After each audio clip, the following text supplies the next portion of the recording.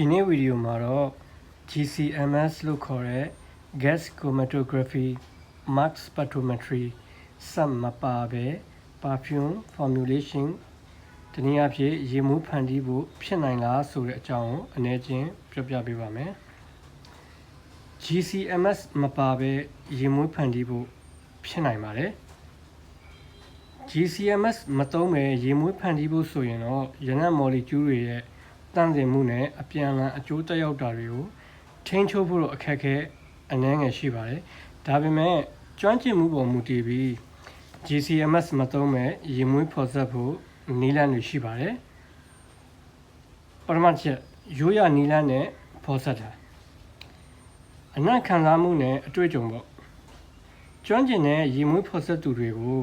perfumer ဒါမှမဟုတ် nose လို့ခေါ်ပါတယ်။သူတို့ကအနံ့ခံစွမ်းအားနဲ့အတွေ့အကြုံကိုအသုံးပြုပြီးတော့ရနံ့တွေကိုပေါင်းစပ်ကြတယ် essential oil တွေရဲ့ blending factor aroma chemical တွေရဲ့ organoleptic properties တွေကိုနားလည်ပြီးမတူညီတဲ့ notes တွေကိုတဟဇာတာဖြစ်အောင်ပေါင်းစပ်ကြတယ်ဥပမာထိန်းချုပ်ရခက်ခဲတဲ့ saffron motia amber oud sandalwood အဲ့လို pure တွေကိုရောစပ်ပြီးအနံ့ခံစမ်းသပ်မှုတွေကိုတေချာလုပ်ပြီးမှ material တွေကိုရွေးချယ်ပြီးတော့တေချာလေးဖော်ဆက်ပြီးတော့ချိန်ညှိကြရပါတယ်နောက်ချက်ရနံ့အဆင့်များကိုသဘာဝလျောက်ခွဲထုတ်တာ top note middle note base note စတာတွေကိုတိဆောက်တဲ့အခါမှာအငွေ့ပြန်နှုန်း volatility နဲ့ဓာတုကုန်တက်သည့်တွေရဲ့အချက်လက်တွေကိုကြည့်ပြီးတေချာဂရုတစိုက်ရွေးချယ်ကြတယ်သဘာဝလျောက်ကွဲပြားတဲ့အငွေ့ပြန်နှုန်းကိုအသုံးချပြီးတော့ပဲရနံ့တွေကိုတီးခြားခံလာရဖို့ကိုထိန်းချုပ်ကြတယ်ဥပမာ citrus အုပ်စုတွေဖြစ်တဲ့ lime lemon orange mandarin bitter green အဲ့ဒါတွေကို top note မှာသုံးပြီးတော့ musk sandalwood cedarwood patchouli အဲ့ဒါတွေကို base note မှာသုံးတာမျိုးနောက်တစ်ချက်က fixative တွေကိုနားလည်တာဥပမာ sandalwood musk ambroxan အဲ့ဒါတွေကိုအသုံးပြုပြီးတော့ရနံ့တွေရဲ့အငွေ့ပြန်နှုန်းကိုထိန်းညှိပြီးအဆင့်တစ်ခုချင်းစီရဲ့ထူးခြားမှုကိုထိန်းသိမ်းတာFixative တွေကိုတေချာနားလည်အောင်လုပ်ပြီး base note တွေကိုကြာရှည်ခံတာမျိုးနဲ့ top note တွေနဲ့ရောထွေးမသွားအောင်ဖန်တီးရတာမျိုး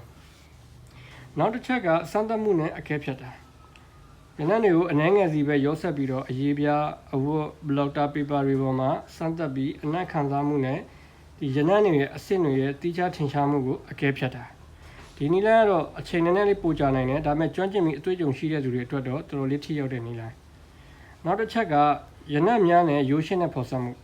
တဘာဝစီတွေနဲ့ရိုးရှင်းတဲ့ဓာတုပစ္စည်းတွေကိုအသုံးပြုပြီးရိုးရှင်းတဲ့ရနံ့ကိုဖော်စပ်တာပြောမယ်ဆိုရင် essential oil base ပေါ့ဥပမာ lavender lime sandalwood အဲ့လို၃မျိုးလောက်ပဲအသုံးပြုပြီးတော့ရိုးရှင်းတဲ့ formula တွေလောက်တာအဲ့တော့ GCMS မပါတဲ့အားသာချက်တွေကိုပြောပါဆိုရင် GCMS လို့ဈေးကြီးတဲ့ secretary တွေမလိုတာမို့လို့ကုန်ကြစည်တက်တာလက်မှုပညာကိုအလေးပေးဖော်စပ်တာဖြစ်လို့အမှုပညာစံပြီးဖန်တီးမှုကိုပိုပြီးထင်ဟပ်စေတာအသေးစိတ်ဓာတုဗေဒဆိုင်ရာခွဲခြမ်းစိတ်ဖြာမှုတွေမလိုအပ်ပဲအနံ့ခံစားမှုအပေါ်မှာပဲတီးသက်အာရုံစိုက်နိုင်တာတစ်ဖက်ကအာဏာချက်တွေပြောပါဆိုရင်တိကျမှုနေတာ GCMS မရှိဘူးဆိုရင်ရနံ့မော်လီကျူးတွေရဲ့ဓာတုဖော်စည်းပုံအပြန်အလှန်အကျိုးသက်ရောက်ပုံတွေကိုတိကျစွာမသိနိုင်ဘူးနောက်တစ်ခုကအချိန်စမ်းသပ်မှုနဲ့အကဲဖြတ်မှုတွေပြုလုပ်ရတဲ့အတွက်ကြောင့်မလို့အချိန်ပိုကြာနိုင်တာအမှားရင်းဖြစ်နိုင်ခြေပေါ့ရနံ့တွေရဲ့တန့်စင်မှုကိုစစ်ဆေးဖို့စက်မရှိတဲ့အတွက်မလိုလားအပ်တဲ့ဓာတုတက်ပြုမှုတွေဖြစ်နိုင်တယ်နောက်တစ်ချက်ကကျွမ်းကျင်မှုလိုအပ်တာအနံ့ခံစားနိုင်စွာနဲ့အတွေ့အကြုံရှိမှပဲ formula ကောင်းတစ်ခုကိုအောင်မြင်စွာဖန်တီးဖော်စပ်နိုင်မှာအကြံပြုတင်တာကရေမွေးဖော်စပ်တော့မယ်ဆိုရင်အရေးသွေးမြင့်ကုန်ကျန်းတွေကိုပဲအသုံးပြုပါစမ်းသပ်ထားတာတွေကိုမှတ်တမ်းတင်ပါပထမပိုင်းမှာရနံ့အများပြရောစပ်တာမျိုးထက်ရိုးရှင်းတဲ့ဖော်စပ်မှုနဲ့ပဲစတင်ပါနောက်ပိုင်းမှာတဖြည်းဖြည်းနဲ့ရှုပ်ထွေးတဲ့ formula တွေကိုတိုးမြှင့်ပြီးတော့အလုပ်ကြည့်ပါ